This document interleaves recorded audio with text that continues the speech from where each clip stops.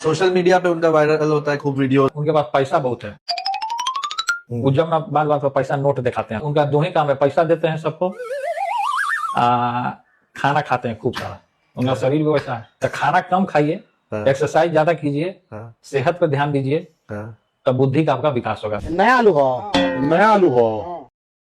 जय श्री राम। मेरे सभी सनातनी भाइयों का स्वागत है इस नए वीडियो में। आज हम आपके लिए कुछ खास और नया लेकर आए हैं, तो जल्दी से वीडियो को लाइक कर दें और अगर आप चैनल पर नए हैं तो सब्सक्राइब जरूर करें। साथ ही बेल आइकन को दबाना न भूलें ताकि आपको हमारे हर नए वीडियो की सूचना सबसे पहले मिले। और हाँ, नीचे कमेंट बॉक्स में जय श्री राम का नारा लगाकर अपनी उपस्थिति जरूर दर्ज कराएं। इन्हें पहचानते हैं आप? Oh no! ये मोहतरमा आम आदमी पार्टी की तरफ से दिल्ली की मुख्यमंत्री रह चुकी हैं।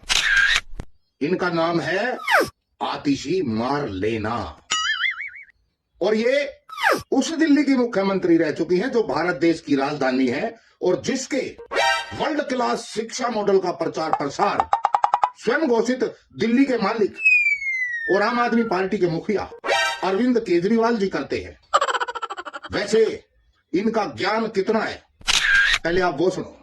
आज 2025 में 50 साल हो जाएंगे भारत को अपना संविधान मिले। तो सुन लिया भाई आपने इनका ज्ञान। ये कह रही है कि 2025 में भारत के संविधान को 50 साल हो गए। भाई हमने तो सुना था कि भारत का संविधान 26 जनवरी 1950 को लागू हुआ था और इसी खुशी में तब से अब तक 26 जनवरी को दिल्ली के अंदर परेड भी होती है। और मोटा मोटा यदि मैं हिसाब लगाऊं तो 51 साल वे और 24 साल ये, 75 साल तो मोटा मोटी हो गई मेरे हिसाब से। फिर ये आतिशी मारलेना 50 साल कौन से संविधान को बता रही है। और मजे की बात यह है कि ये महिला स्वयं को बहुत ज्यादा पढ़ा लिखा बताती हैं और ये दिल्ली की मुख्यमंत्री रह चुकी हैं। Oh no! गजबे है भाई।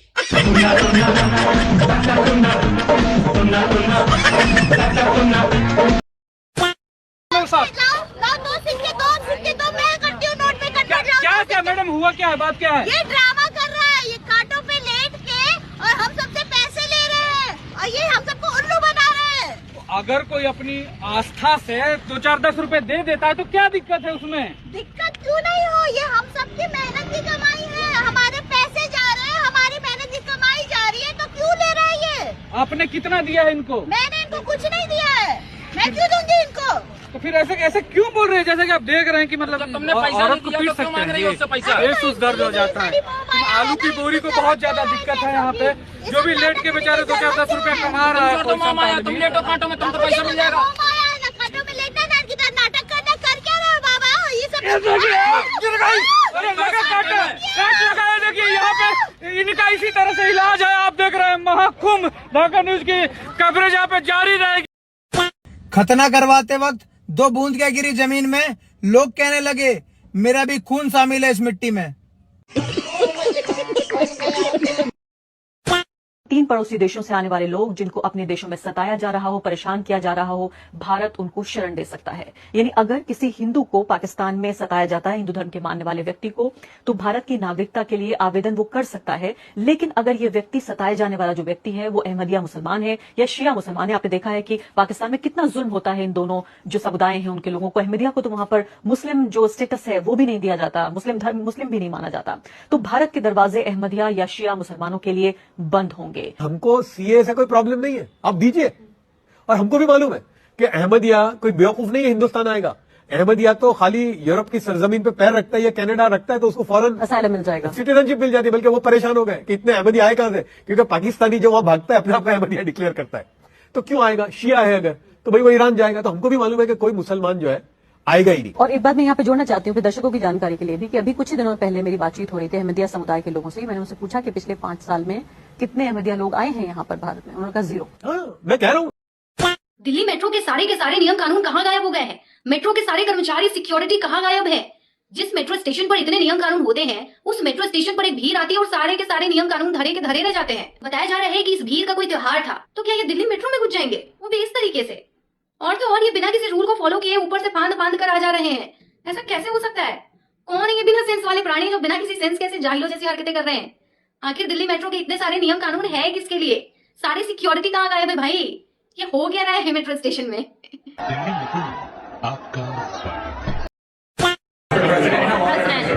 Going with Canada, there was obviously a delay in implementing those tariffs. I spoke to Governor Trudeau on numerous occasions, and we'll see what happens. But it just sets up so good for them. Look, the people would pay much less tax than they're paying right now. They'd have perfect military protection. They don't have any military protection because and you take a look at what's going on out there. You have Russian ships, you have China ships, you have Chinese ships, you have a lot of ships out there, and people are in danger. This is a different world today. It's a different world. They need our protection, yes. So when I hear talks about, I heard the Prime Minister say we are going to be number one in AI. I mean, it's complete junk. समझना, दुनिया का सबसे ताकतवर इंसान America का राष्ट्रपति Donald Trump Narendra Modi के पीछे खड़े हैं, और जब नरेंद्र मोदी कुर्सी में बैठते हैं और उठते हैं तो डोनाल्ड ट्रंप अपने हाथों से कुर्सी को आगे और पीछे करते हैं। यदि नरेंद्र मोदी किसी भी देश के राष्ट्रपति या प्रधानमंत्री के पीछे खड़े हो जाते ना, तो भारत में लोग चिल्लाने लगते, देखो जी मोदी देश को पीछे ले जा रहे हैं, देश 100 साल पीछे चला गया। और यदि नरेंद्र मोदी किसी के पीएम या राष्ट्रपति के लिए कुर्सी आगे पीछे कर देते ना बैठने उठने पर, तो लोग चिल्लाने लगते, देखो देश गुलाम हो गया। कभी यही अमेरिका भारत को मुंह नहीं लगाता था, प्रधानमंत्री राष्ट्रपति की बात तो छोड़ ही दीजिए, और आज नरेंद्र मोदी के लिए कुर्सी लगा रहा है। वक्त तो बदलता है यदि बदलने वाला हो। क्योंकि साइंस चाहिए कि इस्लाम चाहिए? इस्लाम चाहिए, हमें इस्लाम चाहिए। इस्लाम इस्लाम इस्लाम इस्लाम। 3 तलाक क्या मुझे छोड़ दिया? 3 तलाक क्या छोड़ दिया मुझे? मेरे तो लग गए। रुको ना, एक मिनट रुको। अरे ड्रोनों को हटाओ ना यार, यहाँ से गिरने जाएगा मतलब। ड्रोन से देखिए हम खुद डरते हैं, कब काम माथा पे गिर जाए कोई ठीक नहीं है, बैटरी लो कुछ भी हो सकता है। नहीं यार, तो ड्रोन को कहा लिया तुम लोग, सोशल मीडिया वाला नहीं सुधरोगे, आराम से रहो। चाहे कितना भी ऊंचा पद प्राप्त कर लो और चाहे कितनी भी बड़ी डिग्री हासिल कर लो, अगर आपने बोलने की तमीज और इंसानियत नहीं सीखी तो वो इंसान अनपढ़ के समान है। जब मैं छोटा बच्चा था, चड्डी में खेलता था, छठी में पढ़ता था, तब मेरी इटली वाली मम्मी ने मुझे पुस्तक में पढ़ाया था कि एकलव्य का अंगूठा द्रोणाचार्य ने काटा था। ये बात मेरी इटली वाली मम्मी ने पुस्तक में पढ़ाया था मुझे, इटली नानी के घर पे। जिन्होंने देखा 2,09,000 करोड़ लोगों का कॉर्पोरेट लोन वेव ऑफ कर रहे थे, राइट ऑफ कर रहे थे, राइट। 2,09,000 करोड़, 2,09,000 करोड़ लोगों। उन्होंने देखा 2024 में 1,70,000 crore corporate tax corporate loan waiver write off, sorry.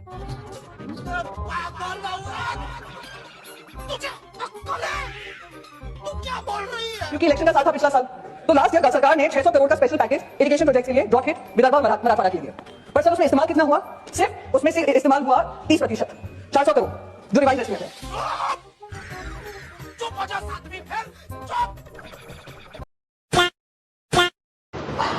नमस्कार, रात के करीबन 12 बज रहे हैं और विधायक बनने के बाद तुरंत अपने काम में लग चुके हैं, और ये गली रोड बन रही है। विधायक बनने के बाद तुरंत निगम पार्षद रहते हुए जो फंड था उस फंड को लगाया और ये रोड बनवा रहा हूँ पूरी पीछे आगे तक।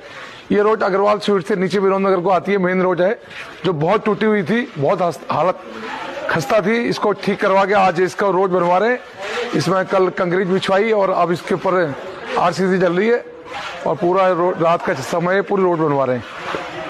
मित्रों, अपना काम है, अपने रात के 12 बजे भी मेहनत करते हैं। हमारा मेन मकसद है कि जनता को लाभ देना। जनता ने जिस विश्वास से हमें चुनाव जिताया है, जिस आशा से चुनाव जिताया है, उस आशा में हम लोग बिल्कुल कायम रहें और अब क्षेत्र का विकास करें।